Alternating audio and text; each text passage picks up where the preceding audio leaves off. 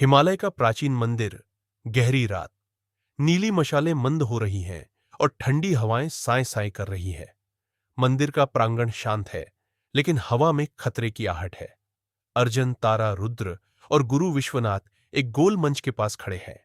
अचानक एक जोरदार धमाका गूंजता है और मंदिर का विशाल पत्थर का द्वार चूर चूर हो जाता है। धुआं और आग की लपटें हवा में फैलती है।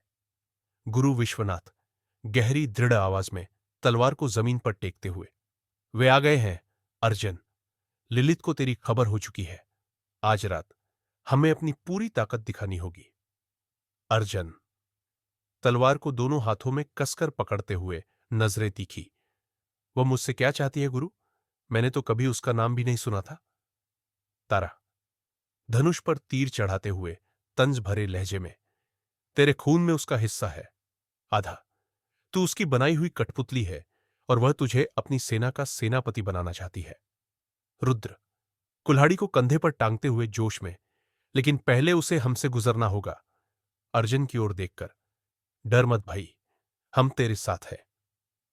अचानक दर्जनों डेमंस मंदिर में घुस आते हैं। उनकी आंखें लाल चमक रही है। कुछ के पंख चमगादड़ जैसे हैं, कुछ आग की लपटों में लिपटे हैं। अर्जुन अपनी तलवार उठाता है, जिसकी धार नीली लपटों से चमक रही है। वह एक डेमन पर झपटता है। डेमन बियो भयानक गुर्राहट के साथ, ताजा खून, लिलित को तेरा सिर चाहिए। आधा। अर्जुन पर पंजे से हमला करता है। अर्जुन तलवार घुमाते हुए गुस्से में, उसे मेरा सिर लेने की हिम्मत नहीं। एक तेज वार से डेमन को काट देता है। डेमन चीखता है और धुएं में बदल जाता है। लड़ाई तेज हो जाती है। तारा अपने धनुष से लगातार तीर चलाती है और रुद्र अपनी कुल्हाड़ी से डेमंस को चीरता है, लेकिन डेमंस की संख्या बढ़ती जा रही है।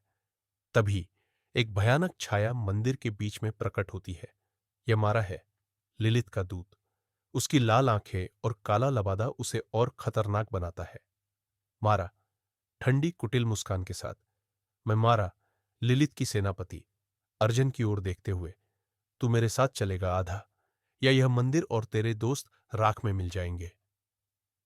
अर्जुन आंखें संकुचित, तलवार को और कसकर पकड़ते हुए, मैं तुम्हारी मालकिन का कुत्ता नहीं बनूंगा। मारा की ओर दौड़ता है। मारा हंसती है और हवा में तैरने लगती है। तारा एक तीर चलाती है, लेकिन मारा उसे एक झटके में पकड़ लेती है। मारा तारा की ओर देखकर तिरस्कार भरे स्वर में, कमजोर इंसान, अपनी औकात में रह। एक जादुई लहर से तारा को दूर फेंक देती है। तारा दीवार से टकराकर गिरती है। रुद्र गुस्से में चीखते हुए, तारा कुल्हाड़ी से मारा पर हमला करता है, लेकिन मारा उसे भी हवा में उछाल देती है। रुद्र जमीन पर गिरता है। अर्जुन का गुस्सा भड़क उठता है। उसकी आंखें लाल चमकने लगती है और उसकी बाहों पर लाल रेखाएं उभर आती है। वह महसूस करता है कि उसके अंदर की डेमन शक्ति जाग रही है। अर्जुन दहाड़ते हुए, मेरे दोस्तों को छूने की हिम्मत मत कर। मारा पर पूरी ताकत से झपटता है। उसकी तलवार मारा के कंधे को चीर देती है।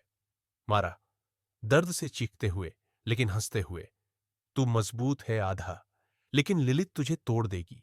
वह धुएं में बदलकर गायब हो जाती है। उसकी हंसी हवा में गूंजती है। मारा हवा में गूंजते हुए, हम फिर मिलेंगे अर्जुन, लिलित तुझे लेने आएगी।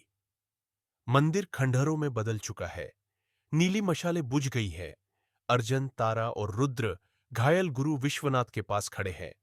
हवा में सन्नाटा है, लेकिन खतरे की आहट बाकी है।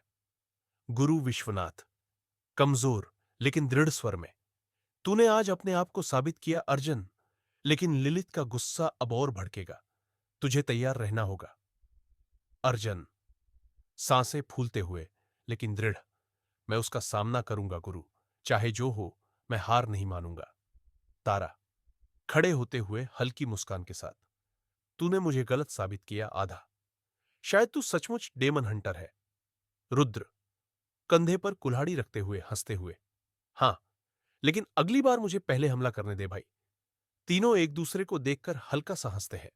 अर्जुन चांद की ओर देखता है, जहां ललित की धुंधली छाया दिखाई देती है। अर्जुन अपने आप से गहरी आवाज में, यह जंग अब भी शुरू हुई है। लिलित मैं तैयार हूं। दृश्य धीरे धीरे फीका पड़ता है।